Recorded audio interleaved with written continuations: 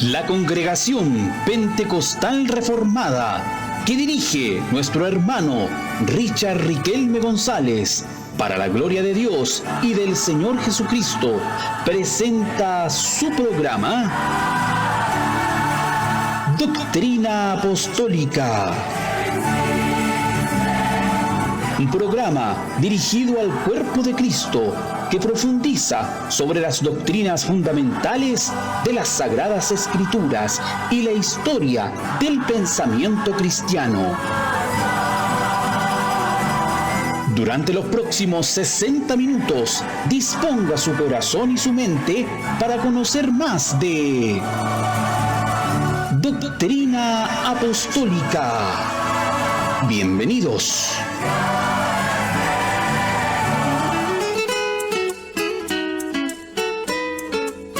Hay una senda que el mundo no conoce.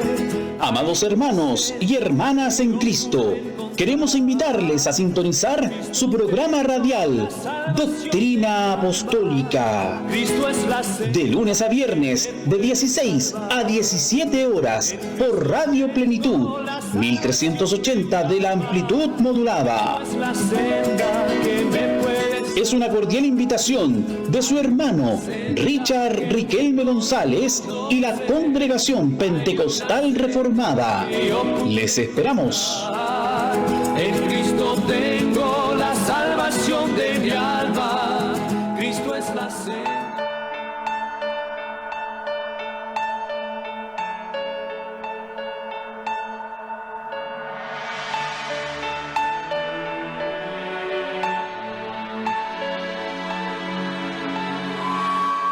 A la luz de un fuego extraño se compungía mi alma. Yo sentía el reflejo de tus ojos que buscaban mi mirada. Y pensar que te había dicho que contigo yo iría hasta la muerte. Se han levantado contra mí y ni siquiera he podido nombrarte.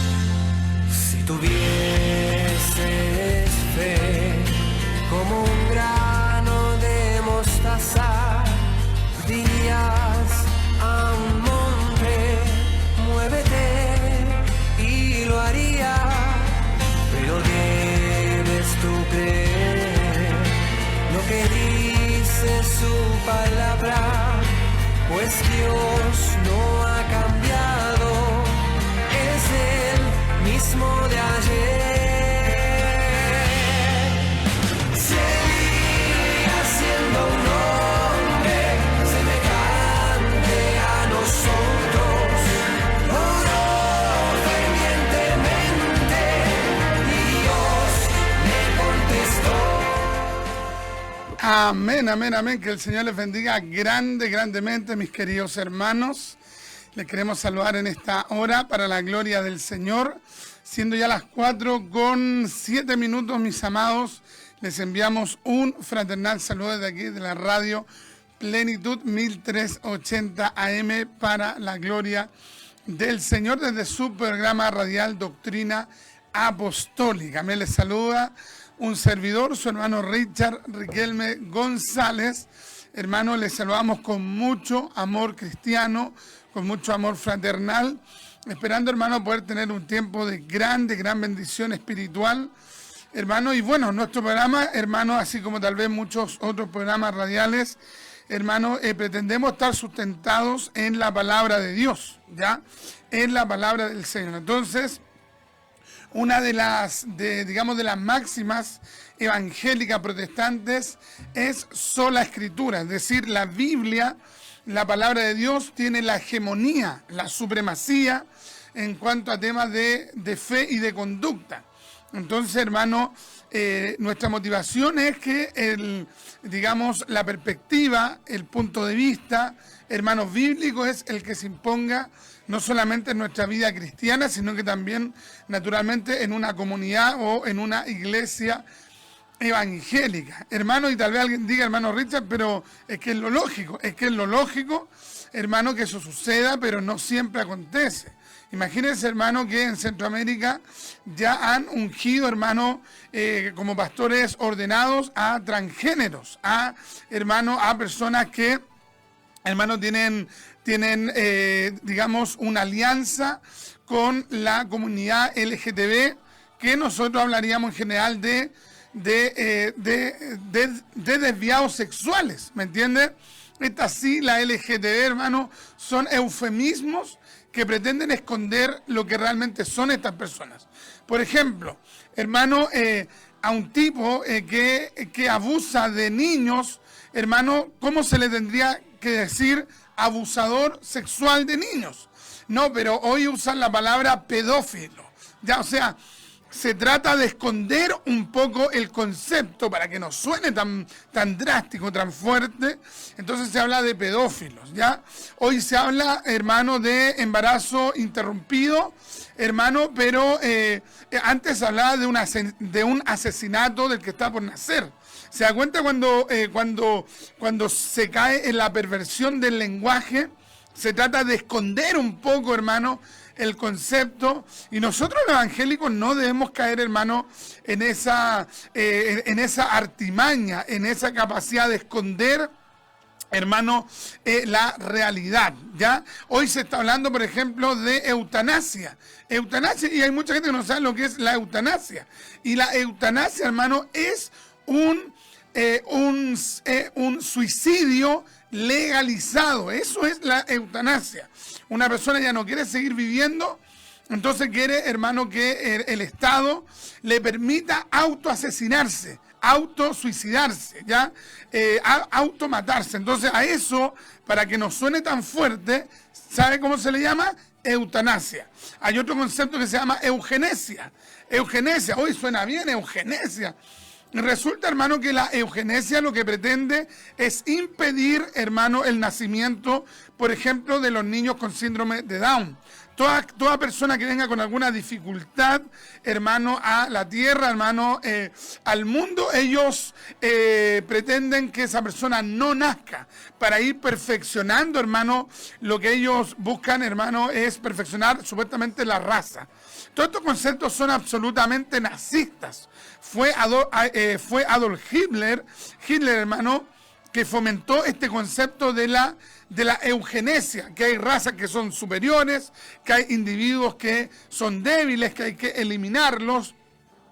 Entonces, hermano, nosotros como evangélicos no tenemos que permitir que estos lenguajes, hermano, quieran cambiar la comprensión de la realidad. La realidad es cruda, la realidad es compleja, pero a la realidad hay que llamarla por su nombre, ¿ya? Por su nombre, ¿ya? Hermano, de repente se habla de endogamia. ¿Qué endogamia? No, la endogamia, pero si usted le pregunta a alguien qué es endogamia, la gente por lo general no va a entender qué es la endogamia. El matrimonio entre familiares. Es más fuerte hablar de matrimonio entre parientes, ¿ya? Entonces se habla de endogamia, para que suene un poquito más elegante. Entonces, hermano, nosotros estamos en contra, hermano, del matrimonio igualitario, estamos en contra, hermano, de que hayan pastores, hermano, transexuales, travestis. Hoy día veíamos otro término, ya no me acuerdo cómo era el término, de un tipo, hermano, que se disfrazaba, digamos, era hombre, se disfrazaba, hermano, como de travesti, digamos, pero hacía un personaje. Entonces el tipo se llamaba Juan, pero se ponía, por ejemplo, Juana no sé cuánto, y era un personaje que usaba un pastor para predicar la palabra de Dios.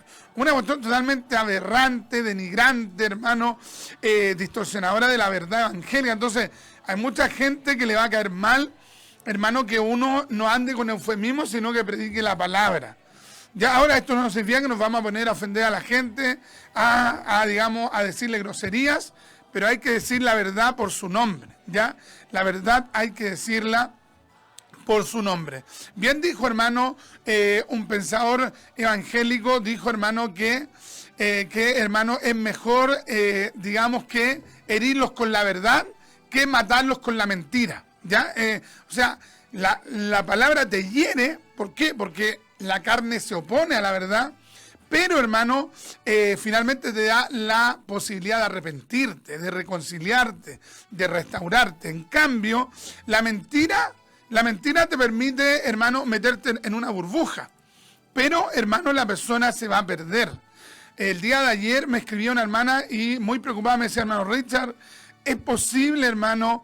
Yo creo que no, me dijo ella, de que un pastor, hermano, que su esposa fue infiel y que él la perdonó y que su esposa ahora salió, se fue a X lugar donde unos familiares y que él haya tomado a una hermana como su pareja y mire, hermano, cómo actúa el poder de Satanás.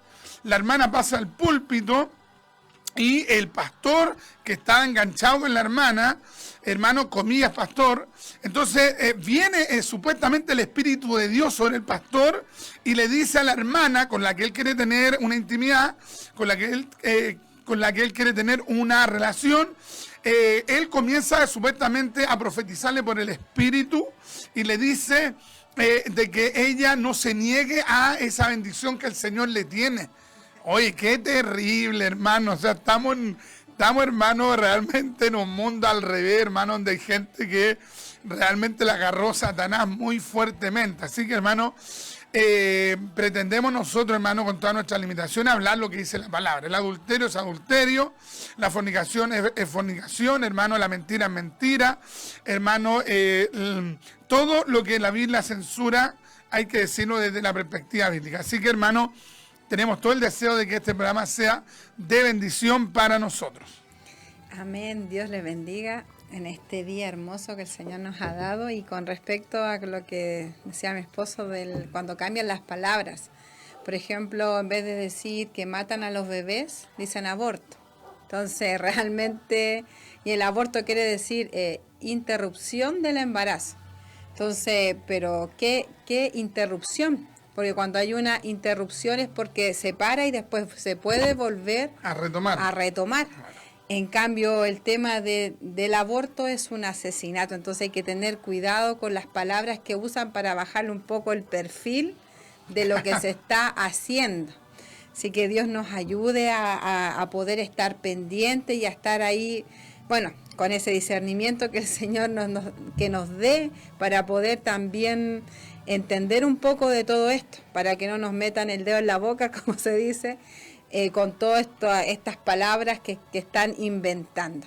Así que Dios le bendiga a mis hermanos, que le habla la hermana Francesca Vega y un gusto de estar aquí nuevamente. Claro, hoy día se habla de de la ideología de género. ¿Cómo ideología de género? Un género, un material de la ropa, un género.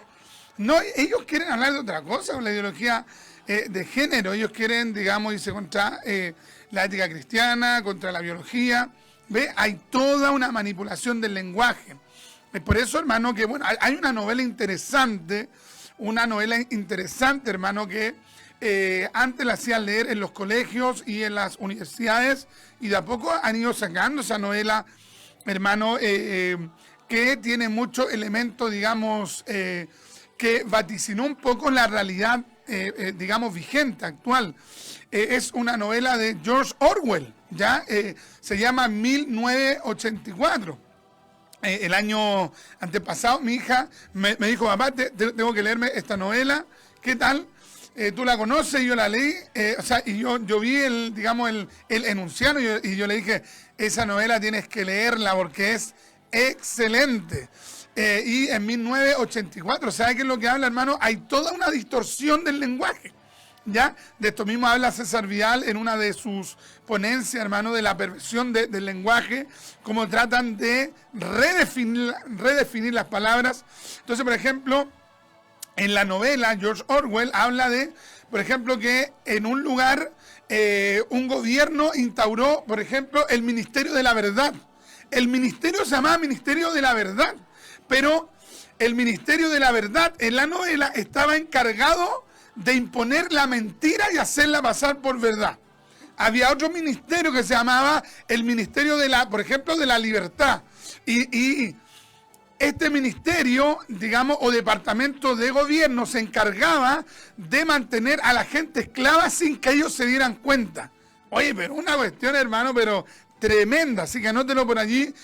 George Orwell, trate de comprarlo, hermano. George Orwell, 1984. Tremendo, una novela, pero escalofriante, que habla un poco acerca, hermano, de las dictaduras de izquierda. Ya, aquellos que les gusta un poco el tema de las ciencias políticas, es muy interesante que puedan, digamos, leer esta novela, hermano. Es brutal. Ya, por ejemplo, por ejemplo, nadie podía tener un cuaderno. Nadie podía tener un cuaderno y escribir lo que ellos quisieran, porque a ellos le habían dado una especie como, digamos, a ver, ¿cómo podríamos ejemplificarlo con ahora? Como una tablet, ¿ya? Y en la tablet ellos tenían que escribir todo, y toda esa información iba directa al gobierno. ¿Y eso para qué? Para, hermano, irse en contra de la disidencia. Entonces era ilegal que alguien tuviera como un cuaderno. Entonces él, uno de los personajes principales, encuentra, hermano, un cuaderno, lo compró en la clandestinidad porque era prohibido. Oye, qué terrible, hermano.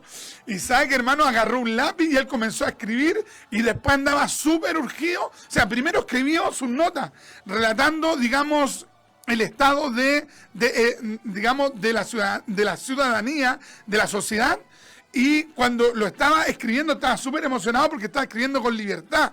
Pero de repente le vino un sentimiento de culpabilidad porque dijo, estoy tal vez haciendo algo malo porque estoy ejerciendo mi libertad. Increíble, hermano. Es más o menos lo que pasa ahora cuando la gente comenta y de repente se tiene que desdecir, porque si no, la tiranía les cae encima. Oiga, qué interesante esta temática, pero vamos a ir a la oración. Señor amado, vamos delante de su presencia, Señor, dándole muchas gracias, Dios mío, por habernos permitido llegar con su bendición. Señor amado, y permítanos ser de bendición para cada uno de nuestros hermanos, Señor, que están ahí en la sintonía, Señor, en diferentes plataformas. Bendígale a cada uno de ellos y a nosotros úsenos para su gloria. En el nombre de Jesús. Amén. Amén. Solo a ti adoraré. Hay un texto, hermano, que es tremendo. ¿Saben? El texto del Señor que dice que debemos ser prudentes como serpientes y sencillos como paloma.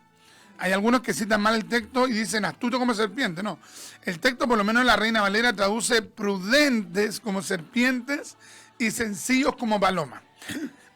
El interlineal griego también dice que se puede traducir como inteligentes como serpiente y humildes como la paloma. Entonces, hermano, cuando usted se convierta al Evangelio, usted ahora como que no es que le agarraron el cerebro y le extirparon el cerebro, no, sino que usted se convirtió al Señor y ahora esa inteligencia, esa mente, usted la consagra a Dios. ¿Me entiende? Y Dios comienza, hermano, a perfeccionar su inteligencia. Entonces hay mucha gente que dice, no, hermano, es que esa parte de analizar yo la dejo un poco de lado. No, es que usted debe ser prudente como serpiente, inteligente y sencillo o humilde como la paloma. Entonces necesitamos la humildad y la inteligencia. Ya si usted está viendo cosas anormales, usted no puede como autoconvencerse y decir, no, yo estoy equivocado. Oye, si lo estás viendo con tu vista, lo estás oyendo, hermano, con tu oído, lo estás leyendo con tus ojos, hermano, y te das cuenta que eso no es bíblico, no es normal. Entonces, ¿para qué usted se autoengañar y va a decir, no es que yo estoy equivocado? No, o sea, si estamos viendo algo que no está bien con la palabra, con todo el respeto que decirle a la persona, disculpe, pero eso no corresponde, no corresponde. Me acuerdo que un día estaba hablando con un hombre y resulta con un pagano, con un gentil, y el gentil, hermano, llegó a un negocio, entonces llegó al negocio este gentil, entonces él pidió, por ejemplo, quiero 2 kilos de tomate en una bolsa y quiero 2 kilos de tomate en otra bolsa. Ah, qué raro, 2 kilos de tomate en 2 bolsas diferentes. Ya, después quiero 2 kilos, por ejemplo, de palta en una bolsa y 2 kilos de palta en otra bolsa. Entonces ahí uno ya puede haber dicho, lleva a 2 lugares, debe llevarle a la señora y a la mamá, ¿cierto? Entonces, después, que por ejemplo, quiero una malla de naranja y quiero también otra malla de naranja. Uy, el hombre quiere harto a la mamá, generoso, a la mamá y a la señora. Y de repente el caballero va y me dice, pero él diciéndomelo así, pero como la gran cosa, es que tengo 2 casas, tengo 2 señoras, y entre ellas no se conocen. Oye, se reía el caballero, pero como que era una cosa, pero espectacular. Ya él pensó que yo le iba a aplaudir y a decir, oye, a usted un mujeriego, pero de los más tremendos. Sabe que usted es un Brad Pitt, un no sé cuánto, usted es tremendo. Y sabe que yo al caballero, yo lo quedé mirando y yo le dije, disculpe, ¿y cuando lo pillan? Y el gallo, hermano, sabe que no la podía creer, la cara se le desfiguró. Y después yo le dije, disculpe, sabe que de verdad a lo mejor se va a sentir incómodo, pero cuando sus hijos se conozcan. Entonces, el tipo ahí aterrizó, po. Lo que para él era una gran gracia, y él trataba como, en alguna medida, como de jactarse de eso, lo que en realidad era un atrasar, hermano, e ignorar lo que un día iba a suceder sí o sí. La esposa lo iba a pillar, sus hijos iban a saber que algunos eran hijos afuera del matrimonio, los que eran hijos dentro del matrimonio iban a saber que el papá había traicionado a la mamá. Oye, pero un caos terrible. ¿Me entiendes? Entonces, hay cosas que nosotros no podemos celebrar y que Dios nos guarde. Naturalmente a nosotros, hermano, para no tener esa doble vía, hermano, y vivir de acuerdo a la palabra del Señor. No sé si tenemos algunos comentarios ahí. Amén. Nuestro hermano Manuel nos dice, Dios le bendiga, a mi hermano Richard junto a mi hermana Francesca, el Señor Todopoderoso los use con poder del cielo. Saludos desde la cisterna. Nuestro hermano John nos dice, jajaja, aleluya. Nuestro hermano John nos dice, así es, amén. Nuestro hermano Iván nos dice, Dios le bendiga a mi hermano Richard y mi hermana Francesca y les use grandemente. Le estoy viendo desde la comuna de la Florida con mi hija. Amén, mi hermanito Iván, gloria a Dios. Un saludo para nuestro hermano Iván y para su hija. Nuestra hermana Loida nos dice muchas bendiciones, mi hermanito Richard y mi hermanita Francesca. Amén, un saludo para cada uno de ellos y bueno, saludo para todos los que están ahí en la audiencia. Tal vez de repente gente dice, oye, el hermano sale con unas cosas, estoy que cambio de la 1380 a la... Ya, mejor no lo voy a hacer. No, que es aquí, no, hermano, de repente, aunque le moleste, me diga, es verdad, nos cuesta recibir al hermano, pero es verdad, ¿ya? Entonces Dios nos ayude, no entremos en este juego de la manipulación del lenguaje, ¿ya? Tratemos de de usar las palabras que corresponden, ¿ya? ¿Para qué? Para ver que la realidad es dura. La realidad es dura, Amén. pero con Cristo esto es hermoseado, pero debemos vivir, hermano, de acuerdo a aquello. Ya, bueno, también en esta ocasión, hermano, pasando a nuestra primera sección, en esta ocasión les traigo un nuevo, hermano, rincón literario, ya, para que usted ahí descanse. Ya algunos dicen, por ahí viene la mía, ya me va a llegar una. No, tranquilo que vamos al rincón literario. Entonces, en el rincón literario, hermano, en esta ocasión vamos a compartir esta extraordinaria obra, hermano, de Ernesto Trenchard y José M. Martínez, ¿ya? Ernesto Trenchard es un teólogo, digamos, que podríamos ubicar en el arminianismo, ya es decir, no calvinista, no luterano, no bautista reformado, sino que arminiano, digamos, arminiano histórico. Y José M. Martínez no es ni calvinista ni arminiano, él se declara evangélico nomás simplemente. Y ellos escribieron esta obra, hermano, que de manera mayoritaria la escribió Ernesto Trenchard, y es un comentario bíblico al libro de Génesis. Ya es un excelente comentario de Ernesto Trenchard. No sé si se logra ver bien allí. Dice el libro de Génesis. Ya el libro de Génesis, hermano, es un comentario bíblico muy breve. Hermano, tiene 300 y tantas páginas. Ya usted quiere saber un poco el contexto histórico de la vida de Abraham, de la vida de Isaac, de la vida de Jacob. Usted quiere saber, digamos, cuál fue el lenguaje que se utilizó en ese tiempo, cuáles eran las costumbres de esa época, saber un poco, digamos, acerca de los imperios que, hermano, tenían una hegemonía para ese tiempo. Usted, hermano, trate de adquirir este comentario bíblico, hermano, que es excelente. Ya yo muchas veces lo he utilizado, hermano, en algunos estudios bíblicos, en algunas predicaciones, algunos sermones le va a servir mucho. Ya mucho, es una obra que no debe superar los 15.000 pesos, hermano, y va a ser de tremenda bendición, ¿ya? Mire, por ejemplo, a ver, voy a ver aquí rápidamente lo que dice. Por ejemplo, habla de la vida de José en Egipto. La vida de José, hermano, también cuando fue, digamos, sacado de Egipto. Habla acerca, por ejemplo, de la degeneración de la raza humana en el capítulo 4, bueno, del capítulo 4 al versículo 11. Habla de cómo fue, digamos, la creación. Comienza a explicar la creación de Dios en el capítulo 1, en el capítulo 2. Ya habla de la caída también de Adán y Eva en el capítulo 3.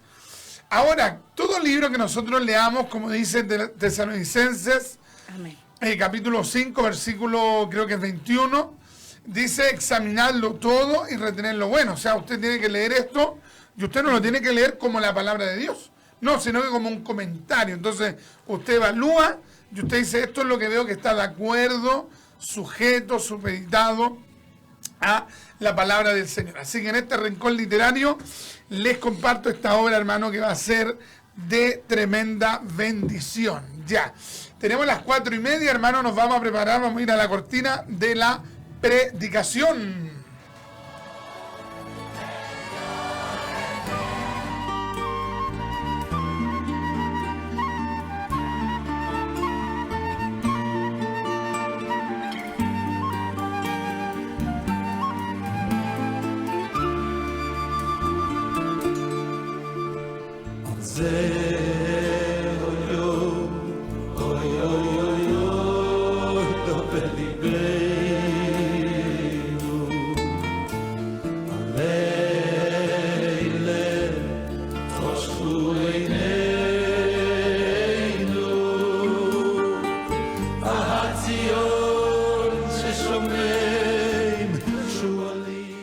Amén. Bueno, que el Señor les bendiga y vamos a predicar la palabra del Señor.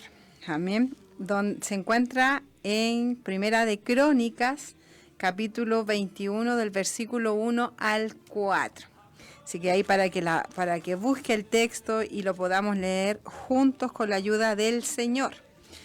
Primera de Crónicas, capítulo 21, del versículo 1 al 4, dice: Pero Satanás se levantó contra Israel e incitó a David a que hiciese censo de Israel.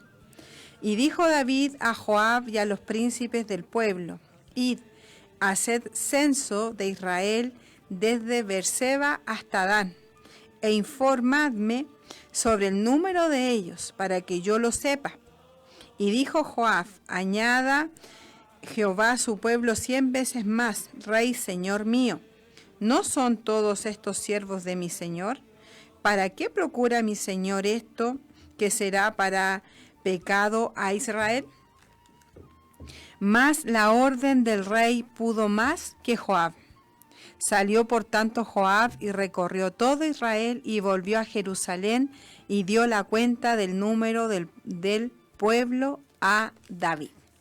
Entonces vemos un relato aquí de la palabra del Señor cuando David quiso, y de hecho lo hizo, censó al pueblo de Israel. Vemos en este relato cómo él quiso hacer algo sin que Dios se lo dijera. ¿Por qué? Porque yo no veo o no vemos ningún problema en poder censar. Acá, por ejemplo, en Chile se censa cada ciertos años para ver cuántas personas hay acá en Chile. Y de hecho, en el pueblo de Israel el Señor también mandó a censar en Números capítulo 1 y en Números capítulo 2. Entonces, el problema no era eso, mi hermano, de censar, porque Dios también lo mandó a hacer. El tema es que David quiso censar al pueblo por su orgullo. Por eso David lo hizo. ¿Y por qué lo hizo? Miren, el versículo 1 nos deja más que clara la palabra del Señor. Nos dice: pero Satanás se levantó contra Israel e incitó a David a que hiciese censo a Israel. O sea, claro, David lo hizo, pero ¿quién lo incitó? Sabemos que tenemos un enemigo, que es el diablo, que el Señor lo reprenda. El diablo es nuestro enemigo. Y muchas veces quizás nos va a incitar a hacer cosas. Él no nos puede obligar. Él no le va a poner, como se dice, una pistola en la cabeza para que lo haga. No. Él lo va a incitar. ¿Y qué significa incitar? Significa influir nuevamente en una persona para que haga ciertas cosas. Influir vivamente en una persona para que haga ciertas cosas. Entonces, ¿qué hizo el diablo? Lo incitó. O sea, yo me imagino que tiene que haberle dicho, no sé, David, censa al pueblo para saber cuál es tu poder acá en la tierra. ¿Cuántas personas tú tienes a cargo? ¿Cuántas personas son tus valientes? ¿Cuántas personas son las que están a cargo tuyo? Entonces aquí vemos a Satanás ahí trabajando en la conciencia, trabajando en el corazón de David. ¿Por qué? Porque quizás él no andaba muy en el espíritu. ¿Por qué? Porque cuando uno anda en el espíritu, muchas veces uno dice, uno discierne cuando es uno o cuando es el diablo, cuando quiere que uno haga cosas. En cambio, cuando uno anda cero espiritual, uno no entiende y hace cosas a la loca y no piensa muchas veces las cosas que uno hace. En el caso de David, le hizo caso. En el caso de David, no andaba muy en el espíritu. ¿Por qué? Porque él le hubiera dicho, Señor, ¿para qué yo quiero censar el pueblo si mi fortaleza no son estas personas? Mi fortaleza eres tú. Mi fortaleza eres tú para yo defender, para que el pueblo de Israel se defienda, no son las personas que yo tenga, sino que eres tú. Amén. Pero en alguna medida él no pensó eso. Él hizo algo que el diablo lo incitó a hacerlo. ¿Cuántas veces el diablo nos ha incitado a hacer cosas que sabemos en alguna medida que no están bien, pero nos dejamos guiar por el maligno? Nos dejamos guiar por el maligno y tenemos que más adelante sufrir las consecuencias de las cosas que hacemos.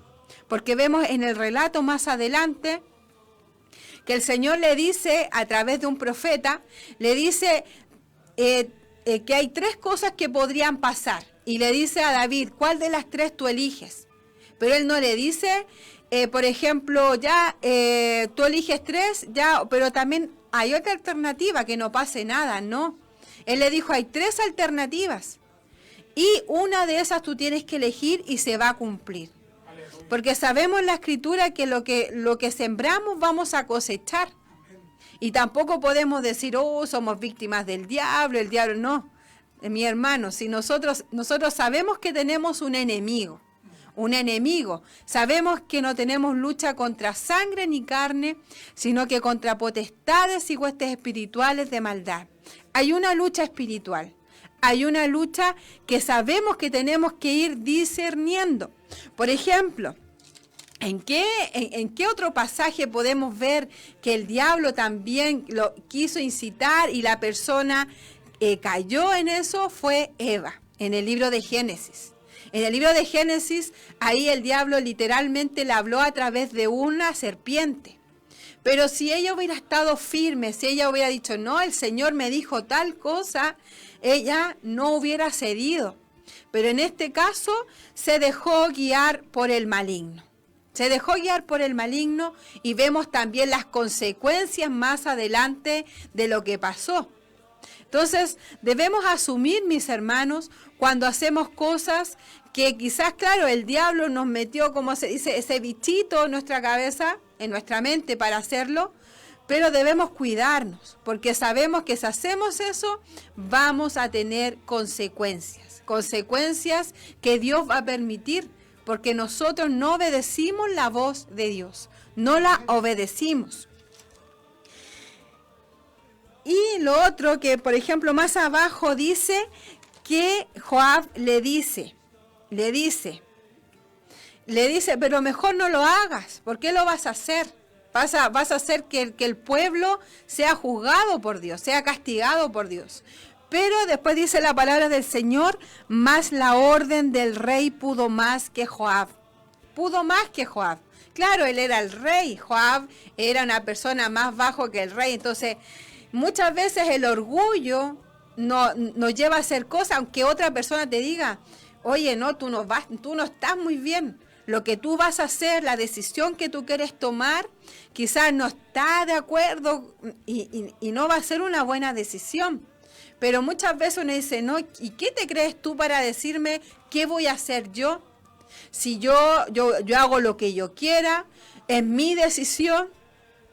Pero muchas veces el Señor también pone a estas personas, como la puso el Señor que era Joab. Joab le dijo, no hagas esto. Pero él, ¿qué hizo? No, él se impuso porque dijo, ¿quién va a ser más que si yo soy el rey? Yo hago lo que yo quiera. Imagínense el orgullo de David. Y yo me imaginaba en esto, porque David tiene que haber sacado una lección de todo esto. ¿Por qué? Porque en los salmos vemos cuando David dice que el Señor lo defienda de sus enemigos, que él no confiaba solamente en su ejército, que era muy grande el ejército que él tenía, pero después de esta equivocación, después de este pecado que hizo contra Dios, David aprendió y después el salmista David nos dice, Señor, tú eres mi castillo, usted ayúdeme, usted defiéndame, porque entendió de que con el ejército no lo iba a defender más que a Dios. ¿Cuántas veces hemos puesto nuestra confianza en otras cosas? Claro, David puso su confianza en su ejército, pero nosotros quizás no tenemos ese ejército. Pero ¿en qué hemos puesto nuestra confianza? Y hemos dejado que el diablo nos maquine y que eso sea nuestra fortaleza y no nuestro Dios. ¿Qué puede ser, por ejemplo, nuestros bienes materiales, nuestro dinero, nuestros estudios, nuestra propia capacidad? Puede ser que eso, tal vez uno ponga la confianza en eso y no ponga la confianza en Dios. David puso la confianza en su ejército. Nosotros quizás, ¿en qué estamos poniendo nuestra confianza?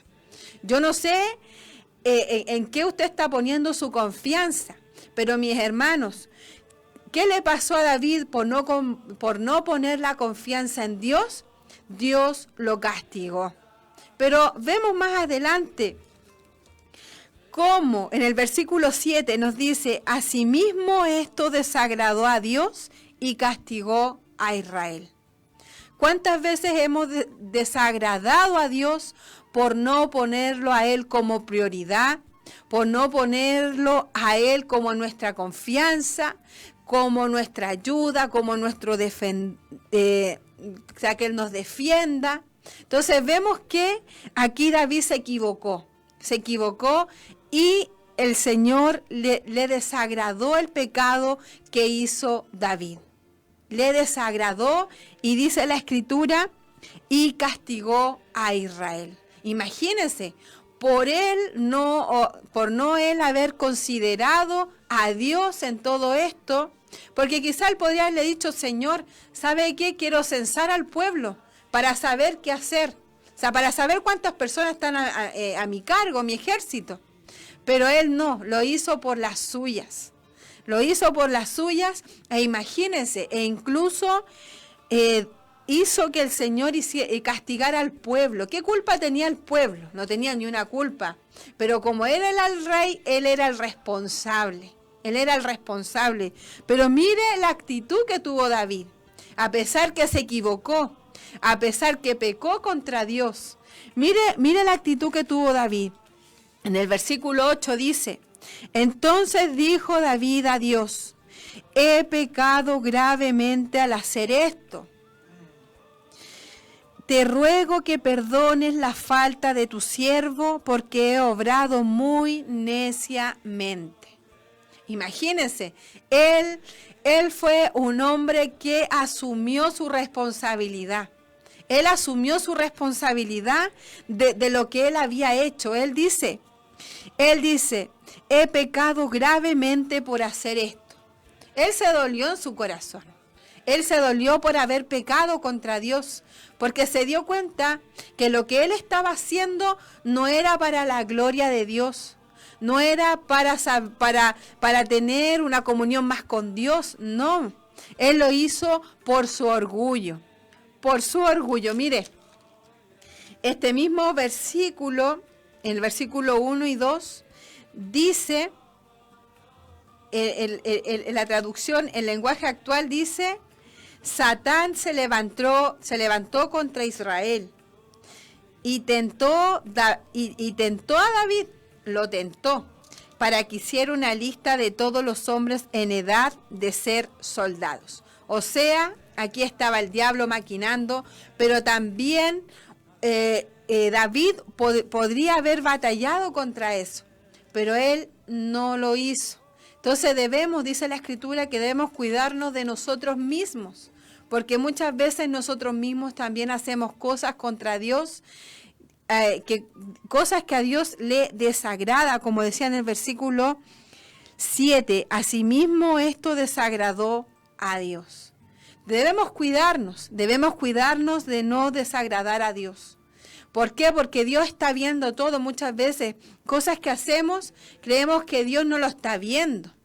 Creemos que Dios, muchas veces en esto somos deístas. Muchas veces son porque como que hizo la tierra y se fue y no tenía un contacto con el ser humano. Pero no, mi hermano. Dios nos creó, Dios hizo la tierra, Dios nos creó a nosotros a imagen y a semejanza de Él, y tiene una comunión con nosotros. Él nos conoce, entonces, ¿qué debemos hacer, mis hermanos? No hacer las cosas locamente, no hacer las cosas porque creamos que está bien. No, todo lo que hagamos para Dios debemos pedirle al Señor que nos dirija para hacer la voluntad de Dios, para no equivocarnos. Porque más adelante, en el versículo 21 nos dice que cayó una peste.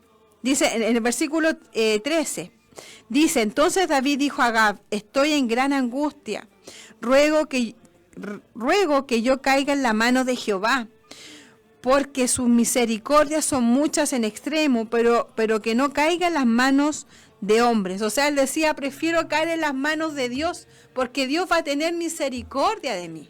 En cambio, si yo caigo en las manos de mis enemigos, ellos no van a tener ni una misericordia. Entonces, la opción que él tomó era caer en las manos de Dios.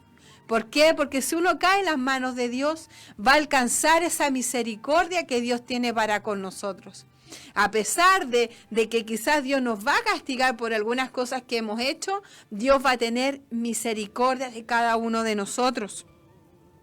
Así Jehová envió una peste en Israel y murieron de Israel 70,000 hombres. 70,000 hombres, imagínense todas las personas que murieron por causa de que David no le pidió permiso o dirección al Señor para hacer cosas. Entonces, mis hermanos, debemos estar conscientes que si hacemos cosas, sea en la voluntad del Señor. Y tener también, si es que nosotros nos equivocamos, tener la actitud de David. Tener la actitud de David. He pecado gravemente al hacer esto, he pecado gravemente. Él no dijo yo pequé un poco, no, gravemente, pequé mucho contra usted. Te ruego que perdones la falta de tu siervo. Perdones la falta de tu siervo porque he obrado muy neciamente. He obrado neciamente. Si hemos pecado contra Dios, si hemos hecho cosas que Dios no quiere que hagamos para orgullo de nosotros mismos, pidámosle perdón a Dios, pidámosle perdón y digámosle, porque hemos obrado neciamente. Hemos obrado neciamente delante de usted. Así que eso ha sido la palabra del Señor y vamos a orar.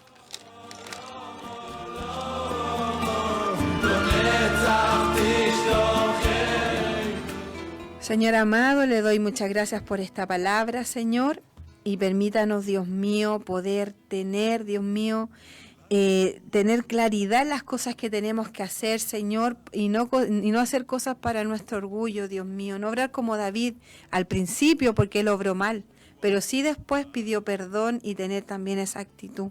Dios mío, ayúdenos, Señor, por misericordia, en el nombre de Jesús. Amén y amén. Solo a ti adoraré, Adonai, justicia mía eres tú, Elohim, eres mi... Amén, amén, amén. Gran palabra del Señor que nos insta, hermano, a poder discernir. Ya estamos en un periodo donde la gente no sabe discernir, distinguir. Amén. Hermano, de repente a la persona le pasan un billete falso, hermano, y no se dio ni cuenta. Y de repente le han pasado 200 billetes falsos y no logra distinguir. De repente tiene un sueño y no sabe si es de Dios o no es de Dios.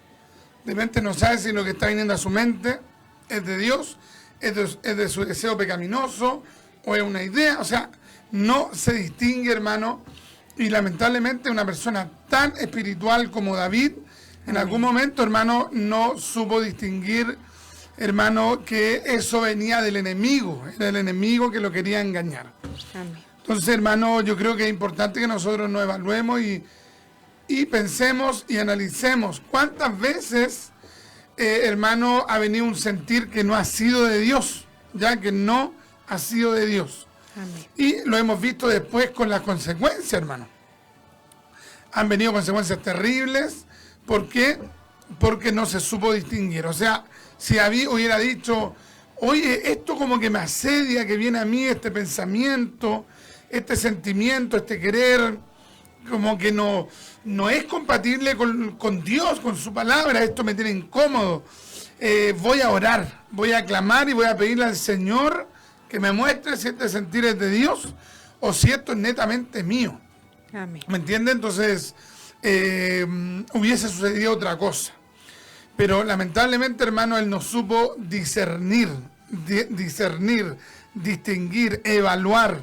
Entonces después lo hallamos, hermano, con con lo que mi esposa predicaba, hermano, que él terminó, hermano, bajo el juicio de Dios. Hay juicios que son evitables, ya que la persona se arrepiente y el arrepentimiento provoca, hermano, que el juicio quede anulado, quede postergado, quede de lado, ya. Pero hay otros juicios que no son evitables. Esto, hermano, es para temer, ya, porque hay cosas que usted va a hacer y que Dios puede dejar la consecuencia, la secuela, el efecto anulado, sacado. Pero en otras ocasiones, hermano, no. Ahora, ¿por qué Dios lo hace así? Porque Dios es soberano. Y segundo, hermano, que esto va a depender de lo que Dios le ha entregado a esa persona. Al que Dios más le reveló, al que Dios más le iluminó, a ese Dios le exige más. Entonces, Dios le había dado mucho a David. Entonces, donde Dios le había dado mucho a David, la exigencia para David era mucho mayor. Entonces, Dios le propuso 3 juicios. Ya, 3 juicios. Entonces, no lleguemos a instancia, hermano, y si de repente la persona está en el juicio de Dios, lo mejor que puede hacer, hermano, es acogerse a la misericordia del Señor. David sabía de que el Señor podía tener piedad de él. Tremenda palabra. Que el Señor nos ayude a poder, hermano, tener esa sabiduría, ese discernimiento y evitar el caer en la ira del Señor. Amén. Oiga, el tiempo se pasó de una manera, pero rapidísimo. Ya son las 4:53. Les quiero también dejar, hermano, invitado a que visite nuestro Facebook Pentecostalismo Ilustrado, ya, y Reformado. Busque allí en el Facebook Pentecostalismo Ilustrado y Reformado. Y también, hermano, visite nuestro Facebook Richard Riquelme González. Visite nuestro Facebook, por el camino de la fe verdadera, o el Facebook Congregación Pentecostal Reformada. Y también visite nuestro canal de YouTube, hermano, donde tenemos estudios bíblicos, predicaciones, sermones. Hermano, el canal se llama Congregación Pentecostal Reformada. Amén. Así que ahí tiene hartos lugares donde poder comunicarse con nosotros. Amén. Ya nos vamos a despedir porque ya se oró, así que nos despedimos, dejar que mi esposa pueda despedirse. Amén. Que el Señor les bendiga y nos veremos en otra oportunidad. Que el Señor de paz les bendiga. Amén. Se despide entonces su servidor, el hermano Richard, con un Marán Atá, el Señor viene, y con un Soli Deo Gloria, solo a Dios la gloria.